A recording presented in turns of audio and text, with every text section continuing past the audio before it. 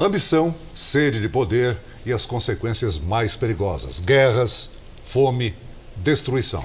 No Apocalipse, tema da nossa série de reportagens, estes são os sinais daquele que nas Escrituras tem um nome que assusta: o Anticristo.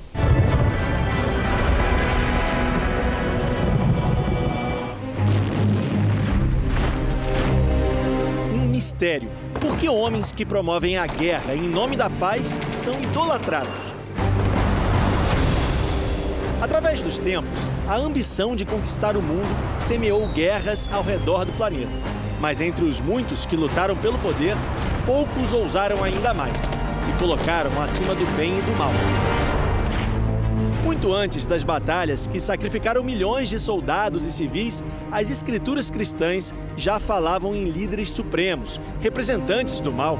Está no Apocalipse também. Alguém com o dom de deixar as pessoas fascinadas por suas conquistas, sabedoria e promessas. Ele, o Anticristo. A palavra em si já nos diz, né, aquilo que ela significa. Anti é aquele que se coloca em lugar de. Como se fosse, né? O anticristo é um poder, é um ser que pretende agir em lugar de Cristo. Um momento recente da história mostra como ideias podem chegar a extremos.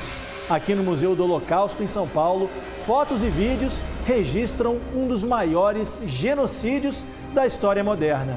O regime nazista da Alemanha não tentou apenas dominar o mundo, mas mudá-lo para sempre.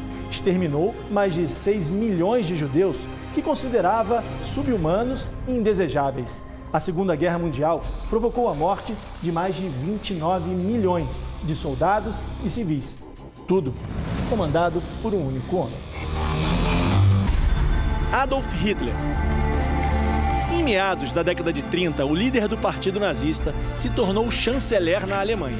Hitler recuperou a economia do país e conquistou seguidores com a promessa de criar uma raça pura. O exército nazista invadiu a Polônia em 1º de janeiro de 1939, o início da Segunda Guerra Mundial. 9 meses depois, França e Reino Unido declararam guerra aos alemães, em 3 de setembro. No auge do avanço, em 1940, os nazistas ocupavam quase toda a Europa e o norte da África. Quando a Segunda Guerra Mundial acabou, em 1945, Hitler, após 14 anos no poder, cometeu suicídio para não ser capturado. Hitler pode ser interpretado como anticristo? O Hitler é a manifestação desses poderes. O anticristo eu acho que teria de trabalhar um pouco mais para entender essa figura, não é? Mas assim, é uma manifestação dessa maldade que é parte desses poderios contra Deus. Esses impérios que vêm, que destroem massas, que destroem multidões, grupos extremos, não é? Que apesar de clamar, defender a Deus, mas na Apocalipse mostra que eles são contra Deus. O regime nazista criou campos de trabalho escravo e de extermínio em massa de judeus.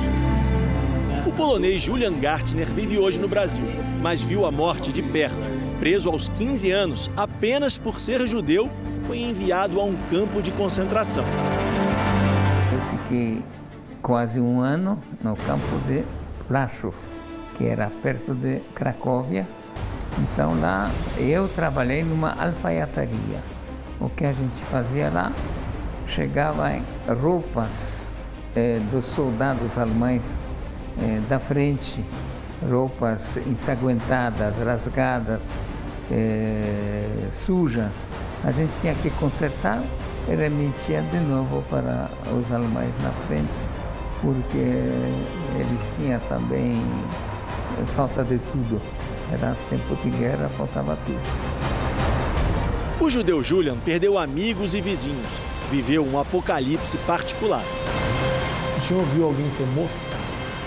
Milhares de pessoas. Milhares. O horror guardado na memória dos sobreviventes e nas paredes dos museus lembra todo dia que determinados fatos não deveriam se repetir jamais na história. Lembranças e imagens como essas também inspiram obras de ficção que reforçam o alerta para os mais diversos perigos que rondam a humanidade. Good job, Lawrence. Na novela Apocalipse, o anticristo é o empresário Ricardo Montana. Já disse que não aceito não como resposta. Você vai trabalhar comigo, Ariela, apenas não admitiu. Movido pelo desejo irrefreável de poder, o personagem passa a se opor a tudo o que se refere a Deus. Mas falso, se apresenta como o único que é capaz de trazer a paz ao mundo conturbado de hoje. Mas é necessário muito mais do que um único homem para mudar o mundo. Por isso, eu conto com a ajuda de todos vocês, homens e mulheres de bem. Daqueles que estão cansados das velhas soluções, mas que acreditam no ser humano, na igualdade e na paz. Ricardo Montana é uma versão futurista de personagens, de páginas sombrias da história da humanidade. Então, o fato da Record estar trazendo novamente à tona essa discussão do Apocalipse, eu acho muito interessante, porque isso faz com que as pessoas repensem a crise que estamos vivendo mesmo e possam estar até mesmo interpretando isso à luz da Bíblia.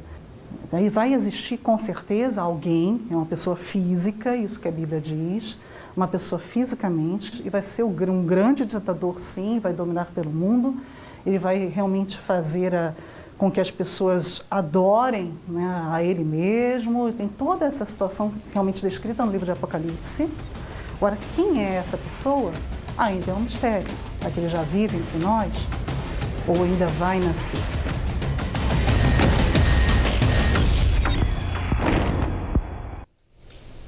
Você não pode perder os próximos capítulos da novela Apocalipse e na terça-feira que vem, às 8h45 da noite, vão ao ar as cenas do arrebatamento.